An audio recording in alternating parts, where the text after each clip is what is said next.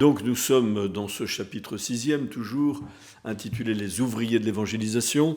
Et après avoir dit la mission générale de l'Église, que tout acte d'évangélisation est un acte ecclésial profondément, nous avons commencé à décliner, avec le pape Paul VI, les différents ouvriers de l'évangélisation au sein de l'Église, en commençant évidemment par les successeurs des apôtres, le successeur de Pierre, qui est le pape, et les évêques, en communion avec lui, des évêques et les prêtres, car il est évident que les évêques assument leur ministère avec des coopérateurs qu'ils se donnent pour cette mission principale de l'Église qui est en effet d'annoncer l'Évangile.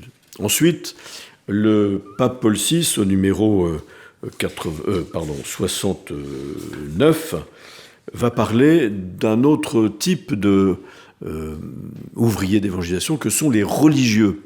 Et on pourrait dire d'une certaine manière plus généralement les consacrés. Les consacrés qui donnent très particulièrement le témoignage de leur vie.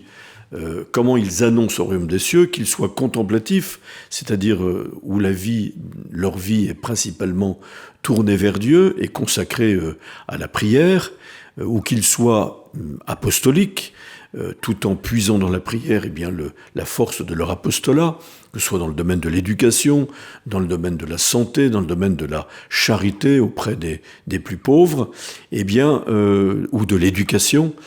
Tous ces religieux sont là pour donner le témoignage d'une vie totalement consacrée au Christ. Nous avons beaucoup insisté dans les premières pages de cette exhortation apostolique avec le pape Paul VI sur le fait que la première manière d'annoncer l'Évangile, c'est le témoignage de notre vie, avant même le témoignage de la parole. Et le témoignage de la vie, c'est sûr que ça établit très spécialement les religieux comme ouvriers d'évangélisation par leur consécration totale, par la profession qu'ils font de la sainteté chrétienne qui est en effet pour tous, mais à travers la pratique des conseils évangéliques de pauvreté parfaite, d'obéissance parfaite, de chasteté parfaite. C'est vrai que cette consécration de la vie est un signe du royaume des cieux que l'Évangile est appelé en effet à proclamer. Après, le pape va s'arrêter plus spécialement sur les fidèles laïcs.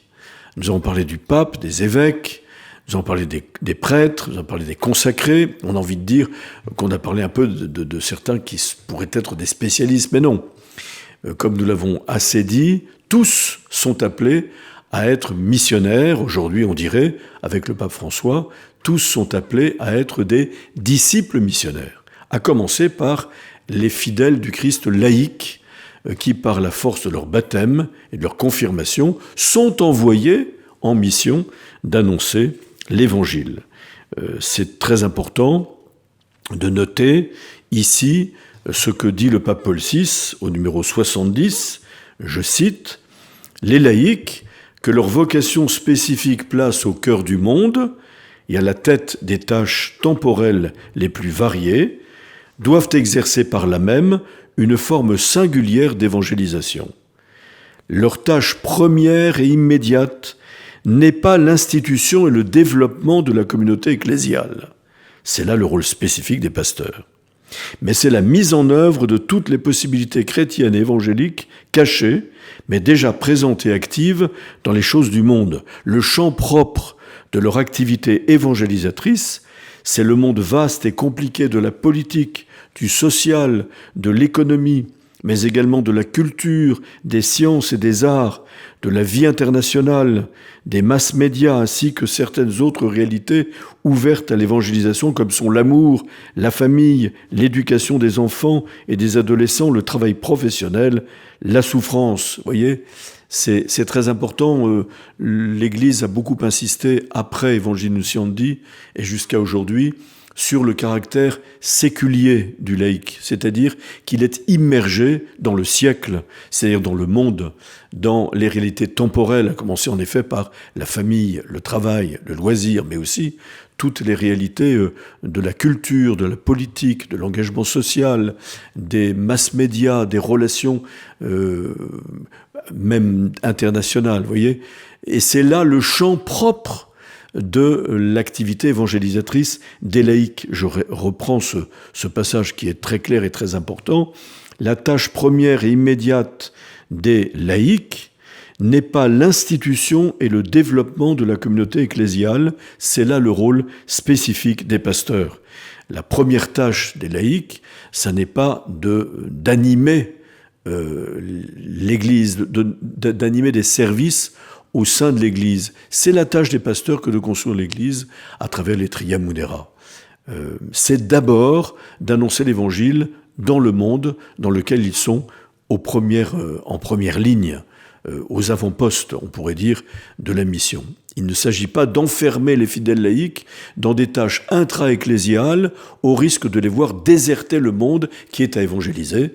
Et c'est ça tout l'élan missionnaire de cette exhortation apostolique qui commande encore tout l'élan missionnaire de l'Église depuis le Concile Vatican II jusqu'à aujourd'hui, qui est de dire aux laïcs, c'est à vous, vous qui êtes présents dans le monde, de faire cette première annonce, de proclamer l'Évangile à tous ceux qui sont de plus en plus nombreux dans nos pays de vieille chrétienté, éloignés de l'Évangile, loin de l'Église. C'est vous les premiers médias. Donc il faut beaucoup insister là-dessus, et avec une petite insistance qui suit au numéro 71, sur le rôle de la famille. Cela signifie qu'en chaque famille chrétienne devraient se retrouver les divers aspects de l'Église entière.